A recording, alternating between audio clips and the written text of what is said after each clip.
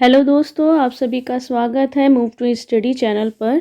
और आज हम लोग हिंदी साहित्य की एक वीडियो को लेकर आए हैं। और इससे पहले मैं आप सभी को आदिकाल से संबंधित कुछ प्रमुख रचना और रचनाकारों के बारे में बता चुकी हूँ, जो कि हमारे परीक्षा के लिए उपयोगी रहे हैं। हमेशा से ही हिंदी साहित्य का कुछ ना कुछ भाग हर परीक्षा में अवश्य ही पूछा जाता है।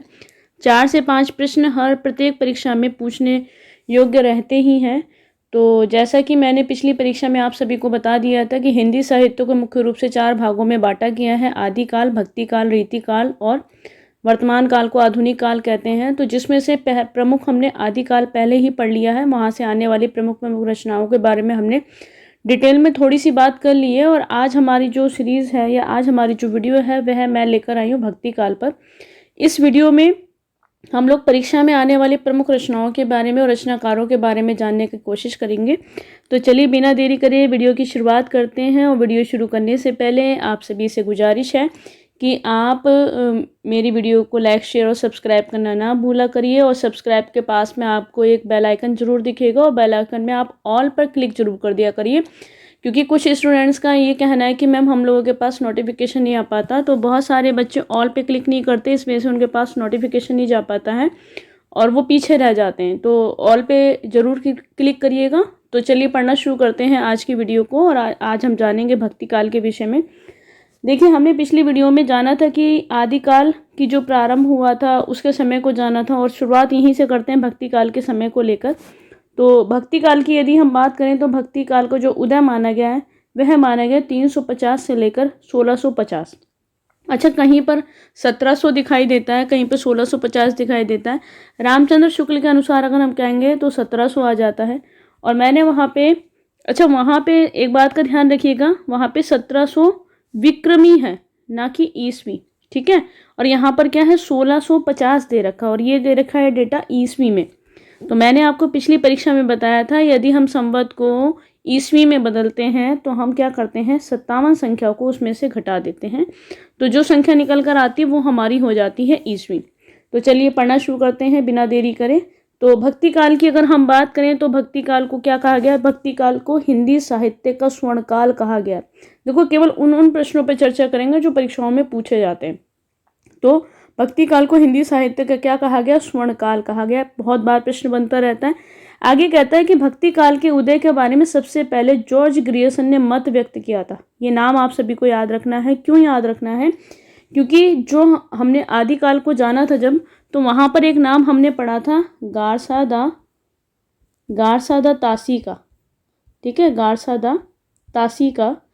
तो यह वह व्यक्ति थे जिन्होंने सबसे पहले हिंदी साहित्य को लिखना प्रारंभ करा था, हिंदी साहित्य के बारे में लोगों को बताना शुरुआत करी थी। तो उसमें नाम आता है गारसा दा तासी का, जो कि एक फ्रेंच व्यक्ति थे और इन्होंने फ्रेंच भाषा में हिंदी साहित्य को लिखा था।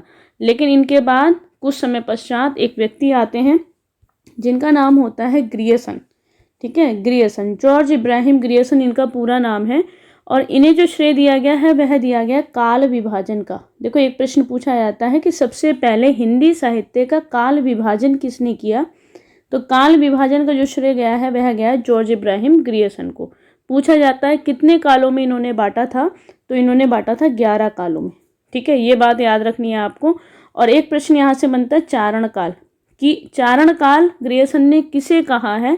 तो ये जो बातें मैं बोल रही हूँ आप लोग लिख लेना। चारण काल ग्रियर्सन ने कहा था आदिकाल को। बस यही क्वेश्चन यहाँ से बनता, बाकी 11 कालों से कोई क्वेश्चन नहीं बनता कि इन्होंने क्या क्या कहा, कितना समय रखा, क्योंकि वहाँ पर भी मतभेद थे तो वहाँ से प्रश्न नहीं बनते हैं। तो बस यहाँ से 2-3 बातें याद रखिएगा कि जॉर्ज इब्राहिम ग्रियर्सन ने सबसे पहले क्या करा, सर्वप्रथम काल विभाजन की कोशिश करी। किसकी, हिंदी साहित्य की। इन्होंने कितने कालों में बांटा हिंदी साहित्य को, तो 11 कालों में बांटा। इन्होंने चारण काल किसे कहा, तो चारण काल इन्होंने नाम दिया था आदिकाल को, ठीक है। तो चलिए अब जानते हैं इन्होंने भक्ति काल के विषय में क्या कहा है। तो देखिए, जॉर्ज इब्राहिम ग्रियर्सन का ये मत था कि भक्ति काल जो है वो किसकी देन माना, उन्होंने यह माना ईसाईयत की देन। ये लाइन याद रखिएगा सभी लोग, इंपॉर्टेंट है, पूछी जाती है हमेशा ही कि ईसाईयत की देन किसने कहा है, तो जॉर्ज इब्राहिम ग्रियर्सन ने कहा है। किसे कहा है, भक्तिकाल को। देखो, इसे समझने की कोशिश करते हैं। जॉर्ज इब्राहिम ग्रियर्सन का ये कहना था, ये मानना था कि यदि भारत में अंग्रेज नहीं आते, ईसाई नहीं आते, तो भारत में भक्तिकाल के उदय का विकास भी नहीं होता। इनका ये मानना था कि जब ईसाई भारत में आए, जब अंग्रेज भारत में आए तो तभी क्या हुआ, लोग भक्ति की ओर ज़्यादा जागरूक हुए। लेकिन कुछ विद्वानों ने इस मत को क्या करा, अस्वीकार कर दिया था कि ऐसा कुछ भी नहीं है, भक्ति तो पहले से ही सिंधु घाटी सभ्यता के समय से चली आ रही है। तो सबके अपने अपने मत थे, लेकिन यहाँ से हमारी परीक्षा के लिए उपयोगी जो है वो ये बात है कि ईसाईयत के दिन किसने कहा, तो जॉर्ज इब्राहिम ग्रियर्सन ने। आगे पढ़ लेते हैं। भक्ति काल को 4 भागों में विभक्त किया गया मुख्य रूप से। पहले कौन कौन से, पहला संत काव्य है, फिर सूफी काव्य है, फिर कृष्ण काव्य है, फिर राम काव्य। अच्छा, इससे पहले एक चीज और समझ लेते हैं। मुख्य रूप से 2 भाग हैं किसके, भक्ति काल के। एक तो है निर्गुण, एक निर्गुण है, देखिएगा निर्गुण, और एक निर्गुण शाखा माना है और एक माना गया सगुण शाखा। ठीक है, निर्गुण में 2 भाग माने गए, पहला तो है संत और दूसरा है सूफी। ठीक है, ऐसी सगुण में 2 भाग माने गए, पहला माना गया कृष्ण और दूसरा माना गया राम। ठीक है, तो इसे कहीं नोट कर लीजिएगा आप लोग, क्योंकि कई बार क्या होता है ना, कन्फ्यूजन होने लगता है कि निर्गुण क्या है, सगुण क्या है, संत काव्य किस में आता है, सूफी काव्य किस में आता है। तो ऐसे प्रश्न भी यहाँ से बन जाते हैं सिंपल। अब जब ये बातें ही पता नहीं तो हमारे लिए तो सिंपल और क्या कठिन, तो सभी कठिन है फिर तो। ठीक है, तो देखिए निर्गुण में, निर्गुण का मतलब है जो निराकार के उपासक थे, जो किसी ईश्वर को आकार में नहीं मानते थे, वो निर्गुण कहलाए। और जिन उपासकों ने ईश्वर को आकार में माना है, आकार के रूप में जाना है, वो सगुण कहलाए।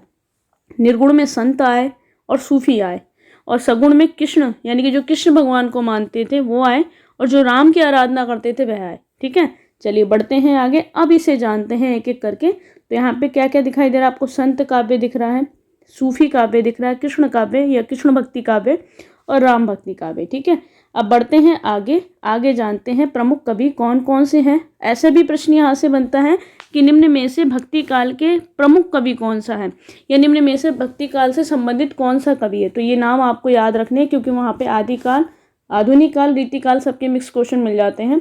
तो देखिए प्रमुख कवियों की बात करें तो सबसे पहला नाम आता है कबीर दास का, मोस्ट इंपोर्टेंट है, रेदास का, मलुकदास। ये मैं वो लाइन लगा वो टिक लगा रही हूँ जो पूछे जाते हैं। ठीक है, अगला है असाइद, कुतुबन, जायसी बहुत इंपॉर्टेंट है, इसी प्रकार कबीर बहुत इंपॉर्टेंट है, रेदास भी। जिन पे सर्किल बना रही हूँ मोस्ट इंपॉर्टेंट है, सूरदास।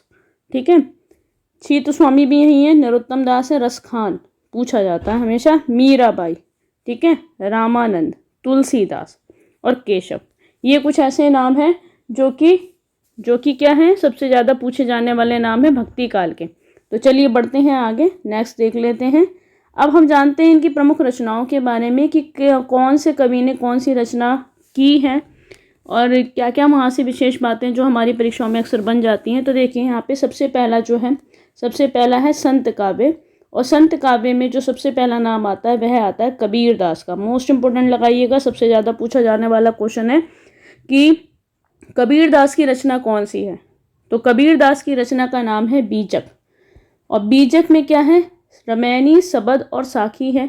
अच्छा, यहाँ से एक प्रश्न ये बनता है कि कबीरदास तो अनपढ़ थे, पढ़े लिखे नहीं थे, क्योंकि उन्होंने खुद अपने दोहों में ये बात बोली है। तो फिर इनकी रचना को लिखा किसने, इनकी रचना को बनाया किसने। तो इनके एक शिष्य थे जिनका नाम था धर्मदास। ठीक है, इनके शिष्य धर्मदास ने क्या करा था, एक बीजक नामक रचना बनाई थी, और इसी पुस्तक में इनके 3 भाग थे, साखी, सबद और रमैनी। ठीक है, अब देखो यहाँ से क्वेश्चन क्या बनता है, हमें तो वो जानना है। देखिएगा साखी, सबद, रमैनी से कैसे कैसे प्रश्न बनते हैं उसे थोड़ा सा जान लेते हैं। देखो यहाँ से सबसे ज़्यादा पहले तो ये जानते हैं बीजक का अर्थ क्या होता है, कि बीजक का मतलब क्या है, अर्थ लिख लेना जरूर इनका। बीजक का अर्थ होता है बीज या दाना, बीज या दाना। ठीक है, इसके अर्थ को, अच्छा अगर बीज या दाना नहीं लिखा है, कई बार ऐसा होता है, बताइए निम्न में से बीजक का अर्थ क्या है, बीज या दाना नहीं लिखा है, तो वहाँ दिखाई देगा बिजोना नींबू। ठीक है, बिजोरा नींबू, इसे भी बीजक कहते हैं। कई बार ऐसे अटपटे क्वेश्चन हमें परीक्षाओं में देखने को मिलते हैं और हमारा सिर घूमने लगता है कि ये नया डेटा कहाँ से आ गया। तो ये सब डेटा नया नहीं होता बेटा, बस इतना होता है कि डीप पूछ लिया जाता है। तो बिजोरा नींबू को भी बीजक कहते हैं, और बीज या दाने को तो बीजक कहा ही जाता है। ठीक है, अब जान लेते हैं इसके अलावा साखी, सबद, रमैनी से कैसे प्रश्न बनते हैं। तो देखिए यहाँ से इनके भी अर्थ पूछे जाते हैं कि इनका मतलब क्या है। सबसे ज़्यादा जो पूछा जाता है वह पूछा जाता है साखी। देखो साखी का अर्थ होता है साक्षी, आपको ऑप्शन में मिलेगा साक्षी या मिलेगा गवाह। ठीक है, याद रखना है, मोस्ट इंपॉर्टेंट है ये वाला, सबसे ज़्यादा पूछा जाता है। शब्द का पूछा जाता है क्या मतलब है, तो शब्द का अर्थ होता है शब्द या पद, शब्द। ठीक है, और रामायणी क्या है, तो रामायणी का मतलब होता है, या रामायणी का अर्थ का सेंस है कि संसार में जीवों के रमण का जो विवेचन किया गया है वो रामायणी का है। रामायणी से क्वेश्चन वैसे नहीं बनता ज़्यादा, 2 से ज़्यादा बनता है, शब्द और साखी से। इन दोनों को आप अवश्य याद रखिएगा, और संकलनकर्ता के रूप में धर्मदास को याद रखना है सभी को। ठीक है, बढ़ते हैं नेक्स्ट की ओर, अगला जानते हैं। अगले जो कवि हैं वह हैं रैदास, और रैदास की सबसे ज़्यादा रचना पूछी जाती है बानी। और यहाँ से एक प्रश्न बनता है, ये गुरु किसके थे, तो ये गुरु माने गए हैं मीराबाई के। ठीक है, मीराबाई के गुरु कौन थे, तो रैदास थे। मीराबाई इन्हें अपने गुरु के रूप में देखती थी, तो यहाँ से ये प्रश्न भी बनता रहता है, तो इसे भी याद रखना है आप सभी को। नेक्स्ट की ओर बढ़ते हैं, नानक देव। गुरु नानक देव की चर्चा अगर हम करें तो इनकी जो रचना है वह गुरु ग्रंथ साहिब है। अब देखिए, इन्होंने भी इस पुस्तक को नहीं लिखा, अब इसमें भी संकलन करता है, यानी कि इनके जो कही गई बातें हैं, उपदेश हैं, उन सबको संकलित करने का जो श्रेय जाता है वो जाता है गुरु अर्जुन देव को। मोस्ट इंपॉर्टेंट है, बहुत पूछा जाता है बेटा, ये नाम याद रखिएगा। गुरु नानक देव से फिर भी कम पूछा जाता है, इनसे बहुत अधिक पूछा जाता है कि संकलनकर्ता कौन थे, तो वह थे गुरु अर्जुन देव। ठीक है, अगले हैं सुंदरदास। तो सुंदर विलाप है, ये इतनी इंपॉर्टेंट नहीं है। शुरुआत की 3 जो है ये मोस्ट इंपॉर्टेंट है बेटा, सबसे ज़्यादा पूछी जाती है, याद रखिएगा। फर्स्ट, सेकंड एंड थर्ड सबसे ज़्यादा पूछी जाने वाली रचना है संत काव्य से। नेक्स्ट की ओर बढ़ते हैं और अगला देखते हैं, अगला क्या है, तो अगला सुंदरदास है, इतना नहीं पूछा जाता।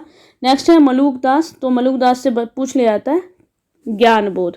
मैं केवल वह बताती चल रही हूँ आप सभी को जो आपकी परीक्षा के लिए उपयोगी है, चाहे आप यूपी पुलिस दे रहे हो, चाहे एसएससी जीडी दे रहे हो, इवन कोई भी वनडे एग्जाम्स अगर आप दे रहे हो, चाहे सी सेट लगा रहे हो, पीसीएस का कुछ भी लगा रहे हो, केवीएस है, DSSB समथिंग कुछ भी है, जहाँ पर साहित्य पूछा जाता है तो वहाँ पर वनडे एग्जाम्स में ये रचनाएं अक्सर ही हमें देखने को मिल जाती हैं। ठीक है, चलिए नेक्स्ट की ओर बढ़ जाते हैं और अगला हम पढ़ने जा रहे हैं सूफी काव्य। सूफी क्या होता है, देखिए सूफी का मतलब है कि उस समय सूफी में अधिकतर देखा जाता था, यहाँ पर जो लोग होते थे ऐसी पोशाक धारण होते थे, जैसे आपने आज भी देखा होगा, लंबी सी टोपी लगी होती है और ढीले ढाले कपड़े पहने हुए होते हैं ये लोग। और ये लोग क्या करते थे, अपने ईष्ट को, अपने ईश्वर को गा गा के रिझाते थे। ठीक है, मतलब गाने गाते थे, रिझाने के लिए संगीत का प्रयोग करते थे, तो वो सूफी के अंतर्गत आता है। तो यहाँ पर जो पूछी जाने वाली रचनाएं केवल उन पे बात कर लेते हैं। पहली है असायद की हंसावली, पूछी जाती है, इंपॉर्टेंट है। मुल्ला दाऊद की पूछी जाती है चंदायन, याद रखिएगा। या लोर कहा भी इसे कहा जाता है, लेकिन लोर कहा लिखा हुआ नहीं आता, लिखा हुआ आता है हमेशा चंदायन। मंझन की बहुत अधिक पूछी जाती है मधुमालती। तीनों ही मोस्ट इंपॉर्टेंट है, याद रखनी है सभी को। आगे बढ़ते हैं नेक्स्ट की ओर। अगली है कुतुबन, इम्पॉर्टेंट है, मैंने इसलिए रचनाएं ही वह ली हैं जो आपके लिए इम्पॉर्टेंट हो। कुतुबन की मृगावती बहुत अधिक पूछी जाती है। उस्मान की चित्रावली बहुत अधिक पूछी जाती है। और इन सभी में अगर देखा जाए तो सबसे ज़्यादा इम्पोर्टेंट है जायसी, जिनका पूरा नाम क्या है ये आपको बताना है कमेंट सेक्शन में। जायसी का पूरा नाम क्या है और ये इनका जन्म कहाँ हुआ था, ये दोनों प्रश्न बहुत अधिक पूछे जाते हैं कि जायसी का जन्म कहाँ हुआ था और इनका पूरा नाम क्या है। तो यह आप कमेंट सेक्शन में, जो भी बच्चे मेरी वीडियो को पसंद करते हैं और डेली देखते हो, मेरे रेगुलर स्टूडेंट हैं, तो उनसे तो मेरी अपेक्षा रहेगी कि कमेंट सेक्शन में सबके आंसर आने चाहिए। भले से अगर आपको नहीं आता तो आप सर्च करिए, ठीक है, थोड़ी सी मेहनत करिए, आप सर्च करके देखिए कि क्या है, क्योंकि जितनी चीज़ें हम सर्च कर लेते हैं, खोज लेते हैं, वो हमें हमेशा के लिए याद हो जाती है, हम उन्हें कभी नहीं भूलते। तो थोड़ी सी बेटा मेहनत जरूर करो। मैं जो आपको क्वेश्चन होमवर्क में देती हूँ करने के लिए कमेंट सेक्शन में, इसीलिए बोलती हूँ ताकि आप उस चीज़ को खुद से भी करो। ठीक है, तो ये आपको नाम लिखना है, जायसी का पूरा नाम क्या है और इनका जन्म कहाँ हुआ था, बस एक लाइन में आप अपना उत्तर कर दीजिएगा। अब जानते हैं इनकी जो रचना है पद्मावत है, बहुत मोस्ट इम्पोर्टेंट है। अखरावट है, आखिरी कलाम है, और कहनावत है। सबसे ज़्यादा जो पूछी जाने वाली रचना है वो पद्मावत और अखरावट है। ये दोनों रचनाएं बहुत अधिक पूछी जाती हैं, मोस्ट इम्पोर्टेंट है। और पद्मावत पे तो आपकी मूवी भी बनी है, पद्मावत बनी है, पद्मावत, और बहुत से लोगों को पसंद भी है और बहुत से लोगों ने उस पर विवाद भी करा था। तो अगर आपको वहाँ से स्टोरी देखोगे तो आपको इसकी पूरी स्टोरी समझ में आ जाएगी कि पद्मावत में क्या क्या बातें कही गई थी, और एक अच्छी बेहतरीन मूवी है। चलिए बढ़ जाते हैं आगे। अगला है आलम, तो माधवा नल कामकंदला पूछी जाती है, इम्पॉर्टेंट है। जायसी को इम्पोर्टेंट लगा लेना, मोस्ट इम्पोर्टेंट रचना है। चलिए अगला देख लेते हैं। और अगली है शेख नबी की ज्ञान दीपक, इतनी कोई खास नहीं है, नहीं पूछी जाती। पुहकर की है रस रतन, नहीं पूछी जाती। दामोदर कवि के लखम सेन पद्मावती कथा, नहीं पूछी जाती, कोई खास इंपॉर्टेंट नहीं है ये तीनों रचनाएं, और ना ही इनके राइटर पूछे नहीं जाते हैं। नेक्स्ट है नंददास, इम्पॉर्टेंट है। इनकी है रूप मंजरी, बहुत अधिक पूछी जाने वाली रचना है, हमेशा ही सुर्खियों में रहती है अगर हम एग्जाम के पॉइंट ऑफ व्यू से देखें तो। नेक्स्ट है ईश्वर दास, यह भी आपके लिए इम्पॉर्टेंट है। सत्यवती कथा, अक्सर ये प्रश्न आपको परीक्षाओं में देखने के लिए मिल जाता है। और अगर हम बात करें नेक्स्ट की तो नूर मोहम्मद, ये भी आपके लिए इम्पॉर्टेंट है। इंद्रावती और अनुराग बांसुरी दोनों ही इनकी मुख्य रचनाओं में गिनी जाती हैं। तो ये कुछ रचनाएं हैं जो आपके लिए इम्पॉर्टेंट हैं, ये आपको याद रखनी है। एक बार फिर से देख लेते हैं। असायद की हंसावली, मुल्ला दाऊद की चंदायन, मंजन की मधुमालती, कुतुबन की मृगावती, और अगर हम बात करें जायसी की पद्मावत, अखरावट, आखिरी कलाम और कहनावत। कहनावत इतनी नहीं पूछी जाती, लेकिन ये तीन तो मोस्ट इम्पोर्टेंट है, पद्मावत, अखरावट और आखिरी कलाम। आलम की माधवानल, कामकंदला पूछी जाती हैं, और नंददास की रूप मंजरी, ईश्वरदास की सत्यवती कथा, नूर मोहम्मद की इंद्रावती और अनुराग बांसुरी आपके लिए ये रचनाएं क्या है, मोस्ट इम्पोर्टेंट है। ठीक है, चलिए अगले पे चलते हैं। और अगला है हमारा कृष्ण भक्ति काव्य। कृष्ण भक्ति काव्य को अगर हम समझे तो यहाँ पर क्या किया जाता था, कृष्ण की उपासना की जाती थी। और कृष्ण की उपासना क्या की जाती है, आज भी लोग कृष्ण भगवान को गा के क्या करते हैं, मोहित करते हैं, खुश करने की कोशिश करते हैं। यानी कि गीतों के माध्यम से लोग क्या करते हैं, अपनी उपासना को करते हैं, अपनी भक्ति को करते हैं। तो उस समय भी ये प्रचलन तब से ही चला आ रहा है, भक्ति काल से ही, कि जो भक्त है वो अपने ईश्वर को गा के बजा के रिझाने की कोशिश करता है। तो यहाँ पर भी यही चीज़ है। सबसे पहला जो नाम आता है वह आता है सूरदास का, जो कि मोस्ट इम्पोर्टेंट है। अब देखो सूरदास की रचनाएं तो हैं और भी बहुत सारी, लेकिन पूछी जो जाती है वे तीन हैं, सूर सागर, सूर सरावली, साहित्य लहरी, तीनों ही मोस्ट इम्पोर्टेंट है। और इनकी रचनाओं में विशेष बात ये रहती है कि इनका नाम इसमें खुद शामिल है, सूर सूर आपको देखने को मिलेगा, आप ऐसे भी इसे पहचान सकते हैं। इसके अलावा भ्रमर गीत इनकी बहुत पूछी जाती है। भ्रमर गीत एक अंश मात्र है कविता का, जो कि किसमें संकलित है, सूर सागर में। और ये प्रश्न यहाँ से बनता है, याद रखिएगा। ठीक है, कि भ्रमर गीत किसमें संकलित है, तो सूर सागर में संकलित है। अगली रचना की ओर और कवि की ओर हम बढ़ते हैं। तो अगले कवि हैं परमानंद दास, तो परमानंद सागर है, नहीं पूछी जाती, इंपॉर्टेंट नहीं है। अगले हैं कृष्णदास, इनके है जुगलमान चरित्र, इतनी कोई खास इंपॉर्टेंट नहीं है। नेक्स्ट है कुंभन दास, छीत स्वामी, गीत गोविंद स्वामी। ये जो तीन राइटर हैं इनके सामने आप क्या देख रहे हैं, फुटकल पद, फुटकल पद, फुटकल पद लिखा है। देखो यहाँ से जो रचना ये बन सकती है कि बताइए निम्न में से फुटकल कवि कौन से हैं, या निम्न में से वह कवि जिन्होंने फुटकल पद लिखे। अब यहाँ पर एक शब्द दिखाई दे रहा है फुटकल, फुटकल, फुटकल। अब देखो ये फुटकल क्या होता है, इसे भी समझ लेते, हो सकता है ऐसा कोई प्रश्न हमारी परीक्षा में देखने को मिल जाए, फुटकल क्या है। तो देखो होता क्या था, ये आज भी ऐसा होता है कि बहुत सारे ऐसे लोग होते हैं जिन्हें कविता करना पसंद होता है, लेकिन वह पुस्तक तो नहीं लिखते। या जैसे आप लोग देख रहे हो, आप ही में से बहुत सारे ऐसे स्टूडेंट होंगे जो कि अच्छी बेहतर कविता लिखते हैं अपनी शौक के तौर पे। मान के चलिए अभी पढ़ाई को लेके कुछ स्ट्रेस हो रहा है, तो सोचा यार थोड़ी देर के लिए स्किप कर दो और चलो कुछ लिखते हैं बैठ के, कुछ अच्छा सा लिखते हैं, कुछ मन कर रहा है, कुछ याद आ गया लिखने का। तो आपने क्या करा, अपनी डायरी उठाई और फटाफट कोई पोयम ही 4 लाइनें 2 लाइनें लिख ली, और फिर आप अपने काम पर लग गए, जो भी नेक्स्ट काम आपको करना है। फिर क्या हुआ, फिर कुछ दिन के बाद फिर वही कुछ ऐसा हुआ कि आपको कुछ लिखने का मन कर गया, तो आपने लिख लिया। लेकिन आपने इसे एक पैशन के तहत नहीं लिखा, आपने ये कवि के तौर पे इन कविताओं को नहीं लिखा कि हाँ मुझे कविताएं लिखनी है और मुझे अपनी पुस्तक में संकलित करनी है, उसे पब्लिश करना है।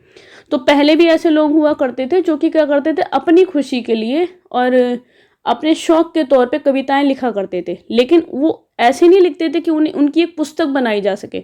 एक दो कविताएं लिख दी और इधर उधर हो गई उनकी कविताएं, लेकिन जब साहित्य इकट्ठा किया गया तो वो कविताएं संकलित की गई साहित्य में।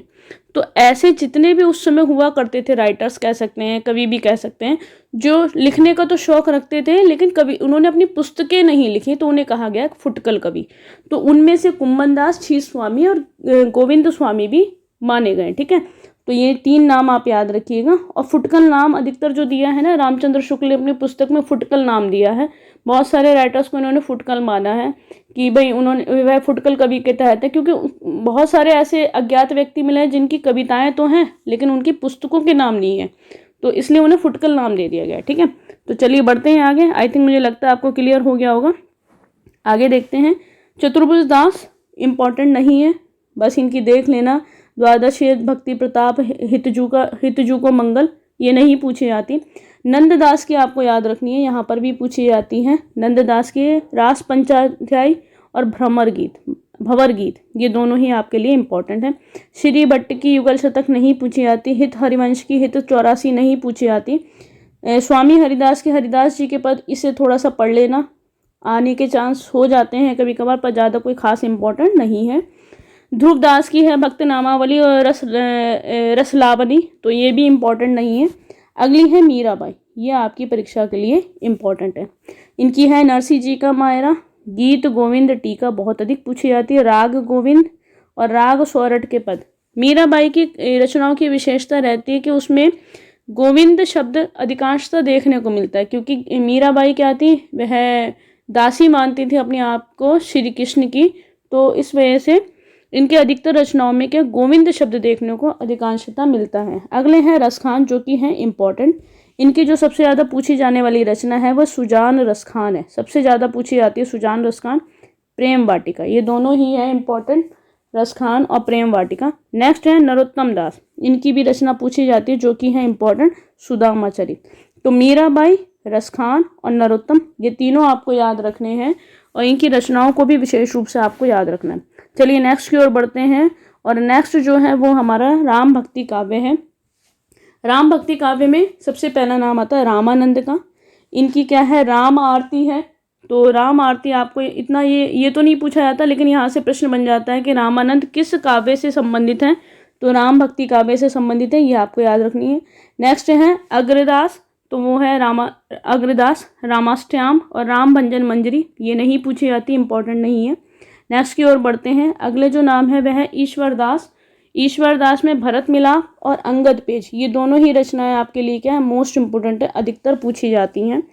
नेक्स्ट जो नाम है वह है तुलसीदास का, और तुलसीदास अगर हम देखें तो सबसे ज़्यादा इम्पॉर्टेंट हो जाते हैं यहाँ से तुलसीदास। तुलसीदास की रचनाएं भी सबसे ज़्यादा यहाँ से पूछी जाती हैं, और जिसमें कुछ विशेष रचनाएं हम देख लेते हैं। तो इनकी है रामचरितमानस, सबसे ज़्यादा पूछी जाती है, गीतावली, कवितावली, विनय पत्रिका, दोहावली, कृष्ण गीतावली, पार्वती मंगल, जानकी मंगल, बरवे नारायण, रामज्ञा, प्रश्नावली, वैराग्य संदीपनी, रामलला, नहचू, ये सारी ही रचनाएं आपके लिए मोस्ट इम्पोर्टेंट है। तो मैं इसमें से ये नहीं कहूँगी कि इसे याद कर लो, इसे छोड़ दो, ये बेटा आपको सारी ही याद करनी है। आप कैसे भी करके याद करो, ये सारी आपको याद हो जानी चाहिए। और यहाँ से सबसे ज़्यादा जो है रामचरितमानस की पूछी जाती है भाषा की, इसकी भाषा क्या है, तो इसकी भाषा थी अवधी, याद रखिएगा, अवधी भाषा में लिखी हुई और सबसे ज़्यादा भाषा पूछी जाती है इसकी रामचरितमानस की, जो कि आपकी परीक्षा के लिए उपयोगी है, इंपॉर्टेंट है। ठीक है, नेक्स्ट की ओर बढ़ते हैं, और नेक्स्ट है नाभादास, पूछी जाती है, भक्तमाल, इनकी रचना इंपॉर्टेंट है। केशवदास, रामचंद्रिका, मोस्ट इंपॉर्टेंट है, याद रखिएगा। और नर हरिदास, ये नहीं पूछी जाती इतनी, ये कोई खास इंपॉर्टेंट नहीं है। तो ये कुछ भाग थे भक्ति काल के, जो कि आपकी परीक्षाओं के लिए यहाँ से रचनाओं से संबंधित कवियों का इनकी रचनाएं पूछी जाती थी। इसके अलावा कुछ विविध रचनाएं भी हैं जो हमारी परीक्षाओं में बन जाती हैं, उनमें से कुछ देख लेते हैं कि कौन सी ऐसी इंपॉर्टेंट है रचनाएं हैं जो, अच्छा, विविध का मतलब ये है कि ये जो साहित्य था उसमें थे लेकिन पूर्ण रूप से लगे हुए नहीं थे, वैसे शौकिया के तौर पे जैसे बहुत से लोग बना लिया करते थे, तो ये उसमें मान लिए जाते थे। तो देखिए अब यहाँ पे से हमारे लिए क्या क्या इम्पोर्टेंट है। छीहल है, नहीं पूछी जाती, मैं जो इम्पोर्टेंट है केवल उस पर चर्चा करेंगे। लालच दास है, हरिचरित, भागवत दशक, स्कंद भाषा, नहीं है इम्पोर्टेंट कोई खास। नेक्स्ट है महापात्र नरहरि, यह है भी, इसमें से केवल एक याद रखिएगा, रुक्मणी मंगल, ठीक है, ये रुक्मणी मंगल याद रखिएगा, और छप्पे नीति, ये दोनों, और कवित्व संग्रह, ये थोड़ा सा याद करिएगा। ठीक है, अगला है आलम, आलम आपके लिए इम्पोर्टेंट है। ठीक है, इनकी क्या है, माधवानल, कामकंदला, ये इम्पोर्टेंट है, इसे आपको याद रखना है। नेक्स्ट है मनोहर कवि, शत प्रश्नोत्तरी, इम्पोर्टेंट नहीं है, मत याद करिएगा। ठीक है, बलभद्र मिश्र, हनुमाष्टक, ये इम्पोर्टेंट है आपके लिए। बलभद्र मिश्र, हनुमान नाटक, ये इंपॉर्टेंट है, इसे याद रखिएगा। नेक्स्ट जो है कवि वो है केशव दास, इसे मोस्ट इंपोर्टेंट लगा लीजिएगा। इनकी रचनाएं पूछी जाती हैं, प्रत्येक परीक्षा में देखने को मिल जाती हैं। इनकी है कवि प्रिया, रसिक प्रिया, जो मैं टिक कर रही हूँ उन्हें अच्छे से याद कर लेना। विज्ञान गीता, रतन बावनी और जहांगीर जस चंद्रिका। केवल एक वीर सिंह देव चरित छोड़ दीजिएगा, बाकी सारी इंपॉर्टेंट हैं और पूछी हुई सारी रचनाएं हैं, सभी किसी न किसी परीक्षा में आपको जरूर देखने को मिल जाएंगी। ठीक है, अगले जो व्यक्ति हैं वह है रहीम दास। अब यहाँ से देखो पहला प्रश्न तो बनता है इनका पूरा नाम, तो इनका पूरा नाम क्या है? अब्दुल रहीम खान खाना, रहीम दास का पूरा नाम पूछा गया है बहुत बार। अब रहीम दास में क्या क्या पूछा जाता है? रहीम दोहावली, सतसई या सतसई भी कह देते हैं, रहीम सतसई या रहीम दोहावली। बरवे नाई का भेद, श्रृंगार सोरठा, मदनाष्टक, बहुत बार पूछी गई है, मोस्ट इंपोर्टेंट लगाइएगा। रास पंचाध्यायी, मोस्ट इंपोर्टेंट, रहीम रत्नावली। तो इनकी जितनी भी रचनाएं मैंने यहाँ पे संकलित करी हैं सारी की सारी मोस्ट इंपोर्टेंट है। मैंने इसलिए जो एक्स्ट्रा जो पूछी नहीं जाती वो मैंने ऐड भी नहीं करी है, जो मेन में है केवल वही करी है। अगली है सेनापति काव्य कल्पद्रुम, पूछी जाती है, इंपॉर्टेंट है यह भी। नेक्स्ट की ओर बढ़ते हैं और अगले जो कवि हैं वह है पुहकर कवि, जिनकी है रस रतन, इंपॉर्टेंट नहीं है, मत करिएगा। सुंदर की सुंदर श्रृंगारें नहीं पूछी जाती। लाल चंद्र की है पद्मनी चरित्र, यह भी नहीं पूछी जाती, यह भी इंपॉर्टेंट नहीं है। तो एक बार देख लेते हैं क्या क्या इंपॉर्टेंट बताया। सेनापति, रहीम, केशव, बलभद्र मिश्र, आलम और नरहरि बंदीजन, ये इतनी ज़्यादा नहीं है पर पढ़ लेना भाई, इसे भी इंपॉर्टेंट है, बाकी यहाँ से कुछ मत पढ़ना, आवश्यकता है नहीं। ठीक है, अगला देखिए, भक्ति काल की जब हम चर्चा करते हैं तो अष्टछाप कवियों की चर्चा ना हो ऐसा तो हो ही नहीं सकता। एक यहाँ से टॉपिक भी पूछा जाता है अष्टछाप कवियों का कि अष्टछाप कवि कितने थे, तो वह थे 8। ठीक है, 8 कवि थे। अब यहाँ से पूछा जाता है किस सन में इसकी स्थापना हुई थी, तो स्थापना हुई थी 1565। इन्हें लिख लेना बेटा आप सभी लोग, 1565 में स्थापना हुई थी किसकी? अष्टछाप कवियों की। अब यहाँ से पूछा जाता है कि किसने की थी अष्टछाप कवियों की स्थापना, तो यहाँ पर अगर हम बात करें तो अष्टछाप कवियों की स्थापना करी थी विट्ठल नाथ ने। अच्छा, यहाँ पे देखो 2 नाम आते हैं, एक तो बल्लभाचार्य और एक आते हैं विट्ठल नाथ।